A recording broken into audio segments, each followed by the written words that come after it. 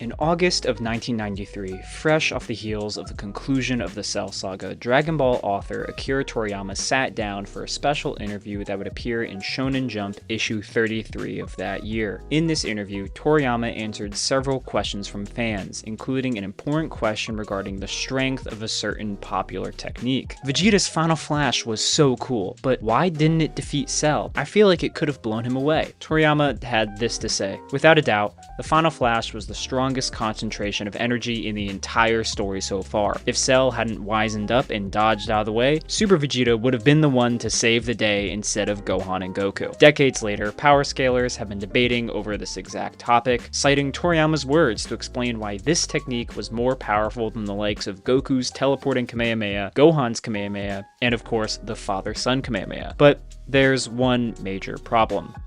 I lied. This interview doesn't exist, neither does this statement. In fact, at least publicly, Toriyama has never really said anything about Vegeta's fight against Cell, let alone describe the actual power of the Final Flash. And yet, there was one thing I was honest about. Dragon Ball fans really do cite Toriyama as having said something regarding the power of the Final Flash. The funny thing though is that they can't seem to agree on the actual amount of power. Some claim it's only the second strongest attack behind the father-son Kamehameha, others say it's the single strongest blast in the entire Cell Saga, while some go as far to say it was the strongest attack in the entire Dragon Ball Z manga. This piece of misinformation has gotten so far and so out of hand that even the creators of Dragon Ball Z Abridged have repeated this piece of information. I love that at this point, I think even Toriyama said, this is the strongest blast in this entire arc. It's an atomizer. And as you can see what happened to Cell, he's like, oh, good thing I moved at the last second. Cell Jeez. actually had to move. And this is a problem, right? Dragon Ball fans are making pretty major claims about the series and attributing quotes to an author who never made them, likely without even knowing it's a complete fabrication. So today, I'm going to firstly show why clearly the Final Flash was not the strongest attack in the Cell Saga, let alone all of Dragon Ball Z, or in other words, why Super Vegeta versus, well, everyone isn't close. If you like this kind of stuff, make sure to like and subscribe, and let's jump right in. Before we talk about the Final Flash, it's important to discuss how strong Super Vegeta is during his fight against Semi-Perfect and Perfect Cell, because I don't want to come across as like super downplaying Vegeta or anything. But even before using the Super Saiyan Grade 2 transformation, due to training in the Time Chamber, Vegeta had significantly increased his previous power level, meaning that even as a base Super Saiyan, he had already surpassed Android 18 in power, because at least in the anime continuity, they actually had the same power level, and Android 18 was able to just last longer in a fight due to her android stamina. Vegeta then goes on to Super Saiyan Grade 2, a transformation that once again significantly increases his power level to much higher levels than before. If Vegeta is to be trusted, then in this exact moment, Vegeta is indeed the strongest character, at least aside from Trunks when using Grade 3. Of course, the Cell Saga continues its path, with Vegeta thrashing Cell until he's convinced into letting him become perfect by absorbing Android 18. It's here where Cell casually threatens Vegeta and eventually brings us to Dragon Ball Z Chapter 180, the Final Flash. Vegeta provokes Cell not to dodge the technique, which Cell agrees to, standing still and letting Vegeta hit him. It successfully blows off most of the right side of Cell's body, but Cell obviously goes on to regenerate almost instantly, defeating Vegeta in 3 hits. Already, this scene has some major misinterpretations. Firstly, Cell was not actually afraid of the Final Flash. A lot of people point to this page here of Cell reacting to the blast as proof he was scared and that he dodged out of the way so it didn't kill him. But we clearly know that Cell was acting in order to mock and embarrass Vegeta even more, as after the attack he's still acting like a scared loser, only to drop the act and fold Vegeta like a lawn chair. But still, the attack damaged Cell, so maybe the Final Flash is a super special attack, right? Not really.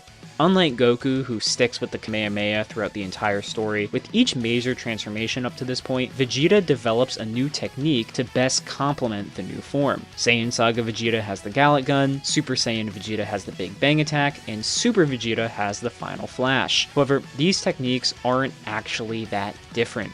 You see, the Dezenshu has descriptions of all 3 of these moves, explaining that the Gallic Gun is just Vegeta's equivalent of the Kamehameha, and that the Big Bang attack is once again just the Gallic Gun, but using a different key shape to be more effective in combat. However, the Final Flash is given a completely different description. Super Vegeta's super special attack. Concentrating all the ki in his body with both hands, he fires it at his opponent. As he concentrates its ki, his hands enter a state of electrical discharge, distorting the surrounding atmosphere and drawing everything in. Its rate of energy depletion is high, and it can only be fired in a state surpassing the limits of Super Saiyan. It has enough force to destroy the Earth, but Vegeta was able to narrow its attack range by aiming it. This technique blew away the upper right portion of Cell's body. So the Final Flash is special for 2 major reasons. It concentrates all the ki in the body and fires with an especially concentrated attack range. This might explain why it's so strong. After all, using all the ki in one's body is insanely impressive, right? Well, let's just look at the description of the Kamehameha from the Dezenshu for comparison. A super special attack that is said to concentrate all the ki in the body and release it in one burst.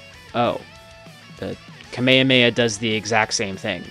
Like, literally, the basic Kamehameha is doing the same thing as the Final Flash. So, therefore, literally, the only difference is that the Final Flash has a smaller area of effect than the Kamehameha. And, unfortunately for Vegeta, the Final Flash was not the last blast used in the arc. Later in the Cell games, there are 3 characters who fire off essentially identical ki techniques while also being leagues stronger than Vegeta. Grade 4 Super Saiyan Goku fires a teleporting Kamehameha and does more damage to Cell than Vegeta did. Cell charges up multiple different Kamehamehas, but most importantly, uses one that is deemed impossible to stop. And then Super Saiyan 2 Gohan fires a Kamehameha that completely overpowers Cell's, who was using even more power than both of his fights against Goku and Vegeta. I really hope I don't need to explain that Super Saiyan 2 Gohan is stronger than Super Vegeta. Not only was he already stronger than Vegeta in just his Super Saiyan state, but he then gets a form that makes him at least twice as strong. Furthermore, Gohan can one-shot the Cell Juniors that Vegeta just can't beat. So if they use the same technique,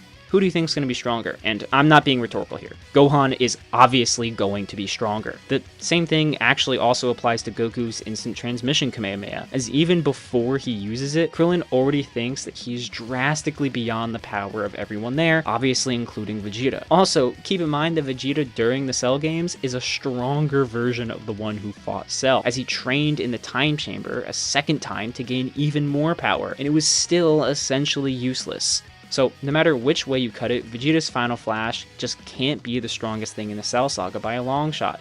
Now, to some people, this video was probably completely obvious and mostly unnecessary, but I think it's really important to slowly but surely debunk and correct all the misinformation that continues to plague the Dragon Ball and even the general power scaling community. Either way, if you made it this far, thank you so much for watching, and as always, thank you so much to my members who got to see this video early. If you disagree with my takes, let me know how I was wrong in the comments down below.